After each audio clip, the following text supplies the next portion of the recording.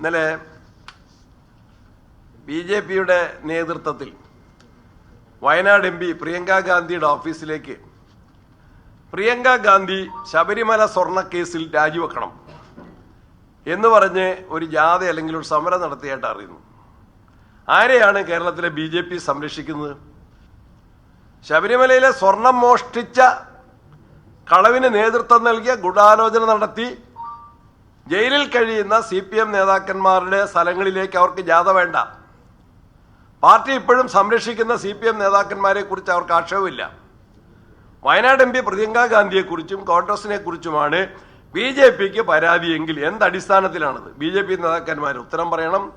അവർ യഥാർത്ഥ പ്രതികളെ സംരക്ഷിക്കുന്നതിന് നിയമത്തിന്റെ മുൻപിൽ നിന്നും രാഷ്ട്രീയമായിട്ടും യഥാർത്ഥ പ്രതികളെ സംരക്ഷിക്കുന്നതിനാണ് കേരളത്തിലെ ബി.ജെ.പി ശ്രമിക്കുന്നത് എന്ന യാഥാർത്ഥ്യം ജനങ്ങൾ തിരിച്ചറിയുക തന്നെ ചെയ്യും.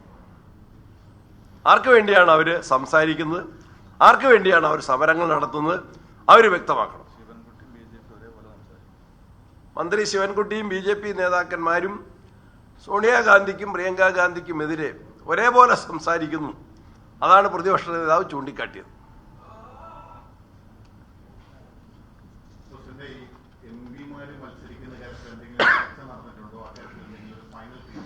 സ്ഥാനാർത്ഥികളുടെ അവസാന പട്ടിക തീരുമാനിക്കുന്നത് അഖിലേന്ത്യാ കോൺഗ്രസ് കമ്മിറ്റിയാണ്, AICC ആണ്. അക്കാര്യത്തിൽ തീരുമാനം അന്തിമമായിട്ട് വന്നിട്ടില്ല.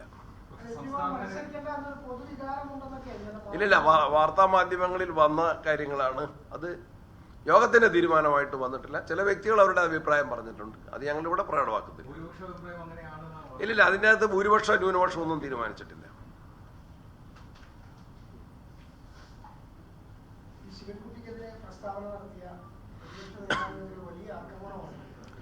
എന്താണ് കാര്യം? വസ്തുനിഷ്ഠമായ കാര്യങ്ങളല്ലേ പ്രതിപക്ഷ നേതാവ് പറഞ്ഞ്? ഞങ്ങൾ ആവർത്തിച്ച് പറയുന്നതല്ലേ നിയമസഭയിൽ, പ്രത്യേകിച്ച് പുറത്തും പറയേണ്ട ഒന്നും. ഞങ്ങളെ പഠിപ്പിക്കേണ്ട ശിവൻകുട്ടി. നിയമസഭയുടെ പ്രവർത്തനത്തെ സംബന്ധിച്ചും രാഷ്ട്രീയ മര്യാദ സംബന്ധിച്ചും ശിവൻകുട്ടി ഞങ്ങളെ പഠിപ്പിക്കേണ്ട എന്ന് കേരളത്തിലെ കോൺഗ്രസും പ്രതിപക്ഷവും ആവർത്തിച്ച് പറയുന്നതാണ്. കാരണം അത് കേരള നിയമസഭയിൽ മാണി സാറ് ബഡ്ജറ്റ് അവതരിപ്പിക്കുന്ന സമയത്ത് ശിവൻകുട്ടി എങ്ങനെയാണ് പെരുമാറിയത് എന്ന് കേരളത്തിലെ ജനങ്ങൾ ദൃശ്യമാധ്യമങ്ങളിലൂടെ കൃത്യമായി കണ്ടവരാണ്. ഞാനും AP അനിൽകുമാർ MLA-യും അദ്ദേഹം മന്ത്രിയാണ്. ഞങ്ങൾ നേരിട്ട് കണ്ടതാണ്. എൻ്റെ മുൻപിലുള്ള ഡെസ്കിൽ കയറിയാണ് അദ്ദേഹം അന്നത്തെ താണ്ഡവ നൃത്തമാടിയത്.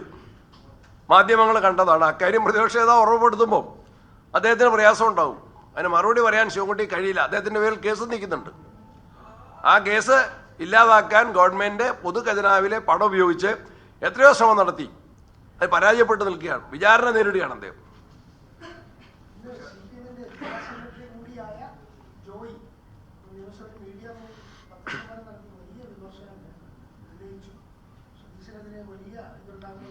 അടിസ്ഥാനരഹിതമായ അത്തരം വിമർശനങ്ങൾ കേരളത്തിലെ ജനങ്ങൾ തള്ളിക്കളയും. ഞങ്ങൾ പറഞ്ഞ കാര്യത്തിൽ ഉറച്ചു നിൽക്കുകയാണ്. ശിവൻകുട്ടി ഞങ്ങളെ പഠിപ്പിക്കേണ്ട. പ്രതിപക്ഷ നേതാവിനെയും കേരളത്തിലെ കോൺഗ്രസ് നേതാക്കന്മാരെയും സോണിയാഗാന്ധിയും ശിവൻകുട്ടി രാഷ്ട്രീയം പഠിപ്പിക്കേണ്ട. ശിവൻകുട്ടിയിൽ നിന്ന് രാഷ്ട്രീയ മര്യാദകൾ പഠിക്കേണ്ട യാതൊരു ആവശ്യവും ഞങ്ങൾക്കില്ല. ആരാ? പ്രസംഗത്തിലെ വാക്കുകളല്ലേ. ആരും മുഖ്യമന്ത്രി കൊല്ലം MP കുറിച്ച് ഉപയോഗിച്ച വാക്കാരും പറഞ്ഞിട്ടില്ലല്ലോ. മുഖ്യമന്ത്രി കൊല്ലം MP കുറിച്ച് പറഞ്ഞ വാക്കാരും പറഞ്ഞിട്ടില്ലല്ലോ.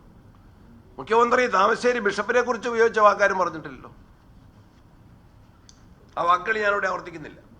നിങ്ങൾക്കറിയാലോ.